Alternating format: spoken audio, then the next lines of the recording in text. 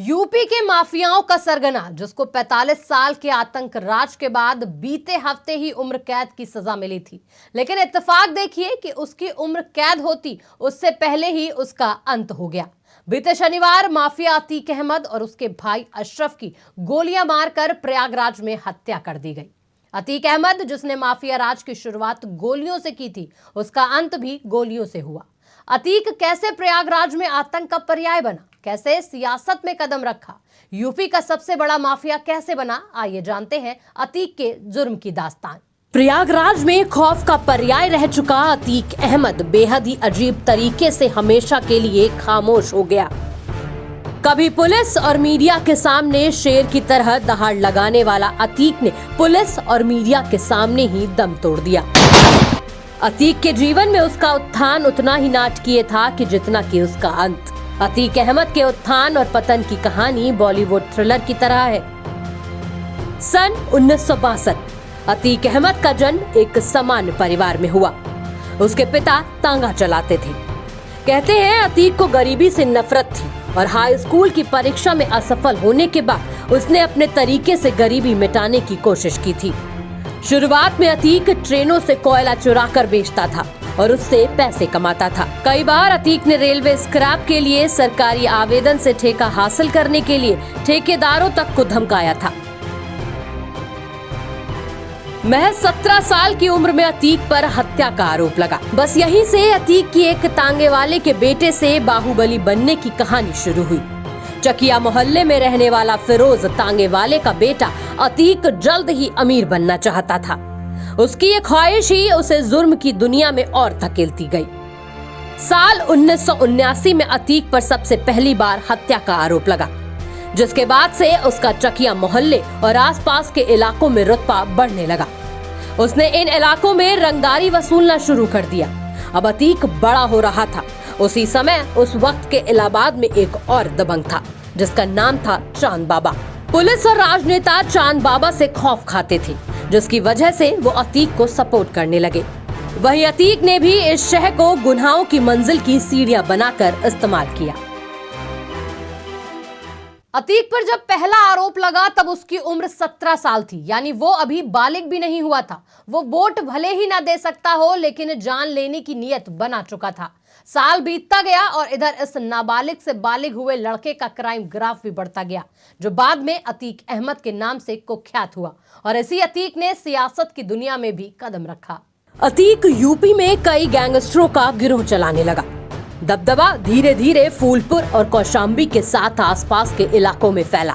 साल 1989 में अतीक अहमद के सबसे बड़े प्रतिद्वंदी शौक इलाही उर्फ चांद बाबा को पुलिस मुठभेड़ में मार दिया गया।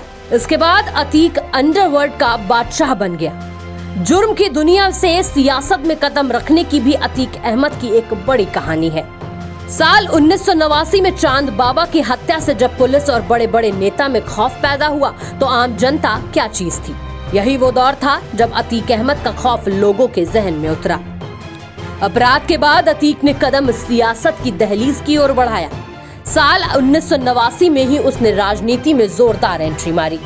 इलाहाबाद की पश्चिमी सीट से विधायकी का चुनाव लड़ा, वो भी निर्दलीय, क्योंकि वो जानता था कि उसे किसी पार्टी की जरूरत नहीं है, क्योंकि उसको पता था कि उसके नाम का सिक्का अब चल चुका है।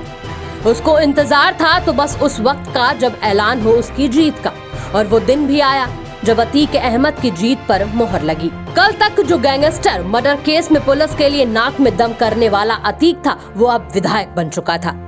इस जीत के बाद अपराधी का राजनीतिकरण तेजी से हुआ।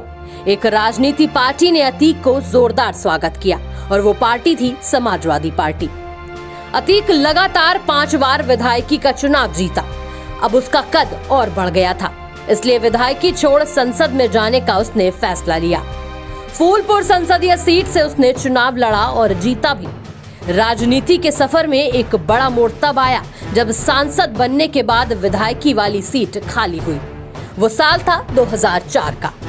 इसी साल सांसद बनने के बाद अतीक अहमद की विधायक वाली सीट खाली हुई। उस पर चुनाव होना था। अतीक को यकीन था कि उसकी छोड़ी हुई सीट पर उसका भाई जीतेगा। मुकाबला राजूपाल से था। बसपा से लड़ रहे राजूपाल ने आखिर में बाजी मार ली। इस सीट पर राजूपाल जैसे नए नवेले नेता की जीत ने अतीक अहमद को अंदर से हिला दिया। उसने उस राजूपाल को जड़ से ही खत्म करने की ठान ली। फिर वो तारीख आई। तारीख थी 25 जनवरी 2005। राजूपाल की दिन दहाड़े गोली मारकर हत्या कर दी गई। इस हत्याकांड में देवीपाल और संदीप यादव की भी मौत हुई। इस हत्याकांड में सीधे तौर पर उस समय के सांसद अतीक अहमद और उनके भाई अशरफ का नाम सामने आया। अब अतीक अहमद का जुर्म की दुनिया में नाम और बड़ा हो गया, क्योंकि उसका मुकाबला करने की हिम्मत अब कोई भी नहीं कर सकता था।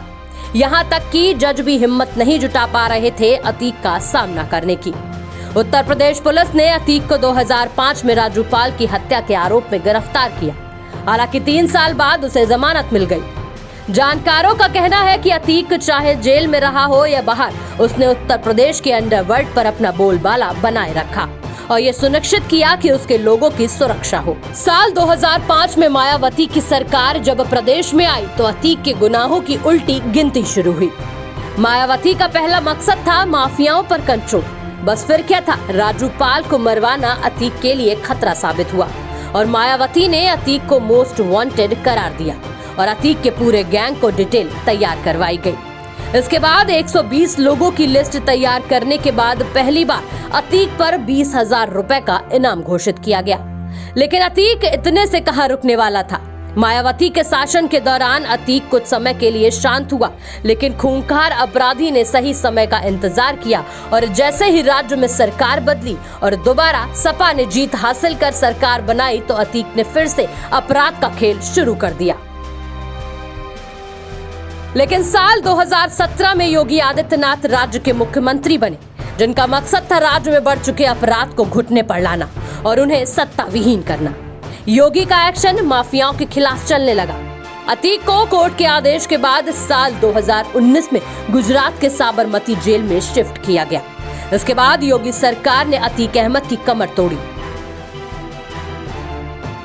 कमर तोड़ने के साथ ही उसकी संपत्तियों को कुर्की होने लगी और अतीक के गुर्गों को जेल में ठूसा जाने लगा। राजूपाल हत्याकांड में उमेश पाल की 24 फरवरी 2023 को धूमनगंज में हत्या करवाई गई। उमेश पाल राजूपाल हत्याकांड के इकलौते गवाह थे। उनकी गवाही से कुछ दिन पहले ही उनकी हत्या ने अतीक के ताबूत में कील का काम किया।